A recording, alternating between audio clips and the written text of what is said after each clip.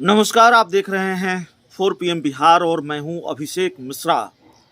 2024 में देश में लोकसभा के चुनाव होने हैं और उस लोकसभा चुनाव को लेकर जाहिर है हर राजनीतिक दल, हर राजनीतिक खेमा अपनी तैयारी में जुटा हुआ है।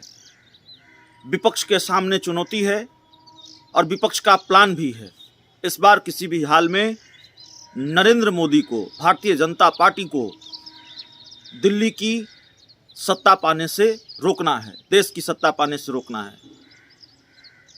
लेकिन उससे पहले देश के कुछ राज्यों में विधानसभा के चुनाव हैं और आरजेडी की हम बात करेंगे। बिहार में प्रमुख सत्ताधारी पार्टी है, सबसे बड़ी पार्टी है, उसकी बात करेंगे। 2024 के लोकसभा चुनाव से पहले आरजेडी ने एक दूसरा टारगेट सेट किया है।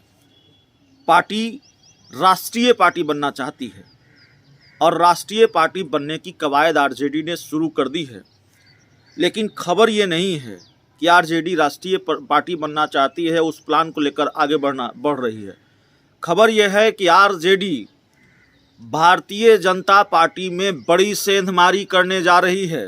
बीजेपी को बड़ा झटका देने जा रहे हैं तेजस्वी यादव, लालू यादव, और बड़ा खेल भारतीय जनता पार्टी के साथ होने जा रहा है।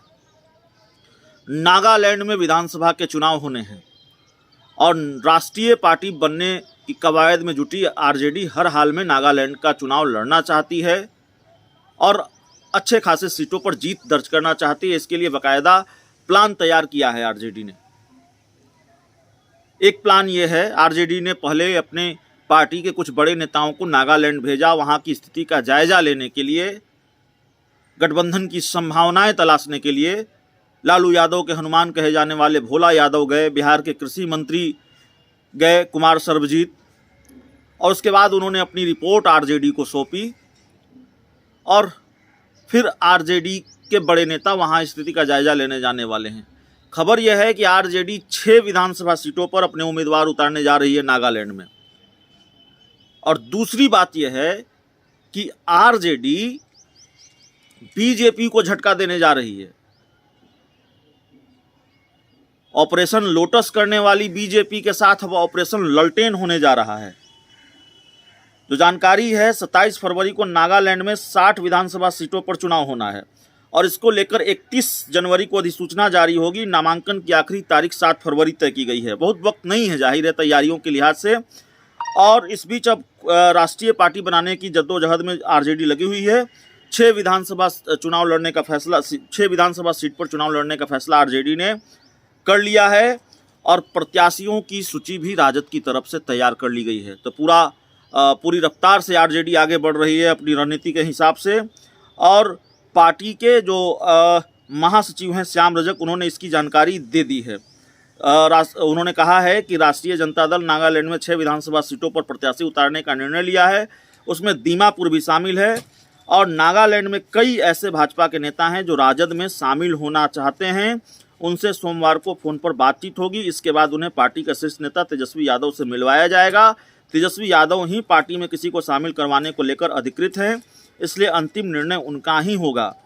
उन्होंने कहा कि इन लोगों के शामिल होने के बाद हो सके तो कुछ सीटों में बढ़ोतरी हो, लेकिन फिलहाल अभी 6 सीटों पर पार्टी चुनाव लड़ने का निर्णय लिया है। तो प्लान ये है कि आरजेडी में बीजेपी के कुछ नेता शामिल होने जा रहे हैं। दावा यह है आरजेडी के बड़े नेता, राष्ट्रीय महासचिव हैं श्याम रजक, उनका कि वो आना चाहते हैं। बीजेपी के कई नेता आरजेडी में शामिल होना चाहते हैं और उनसे फ़ोन पर बात हुई है। और चूंकि तेजस्वी यादव ही अधिकृत हैं इसके लिए कि वो किसको अपनी पार्टी में शामिल करेंगे, तो पहले तेजस्वी यादव से उन लोगों को मिलवाया जाएगा जो बीजेपी छोड़कर आरजेडी में आने को इच्छुक हैं। और अभी 6 सीटों पर चुनाव लड़ने का फैसला पार्टी ने किया है। दावेदार बढ़ेंगे, भारतीय जनता पार्टी छोड़कर दूसरे लोग जब आएंगे तो जाहिर है सीटों में बढ़ोतरी होगी और पार्टी और भी कई दूसरी सीटों पर अपने उम्मीदवार उतार सकती है। तो अगर आरजेडी का दावा सही है, श्याम रजक का दावा सही है, तो भारतीय जनता पार्टी की टेंशन बढ़ गई होगी, क्योंकि 2024 से पहले नागालैंड में झटका बीजेपी को तोड़ने जा रही है आरजेडी, और जाहिर तौर पर इसका मैसेज पूरे देश में जाएगा। सवाल सिर्फ नागालैंड का नहीं है, एक राज्य के विधानसभा चुनाव का नहीं है। तो बहुत इस तरह का मैसेज आएगा। और इस रिपोर्ट में इतना ही। बहुत बहुत धन्यवाद।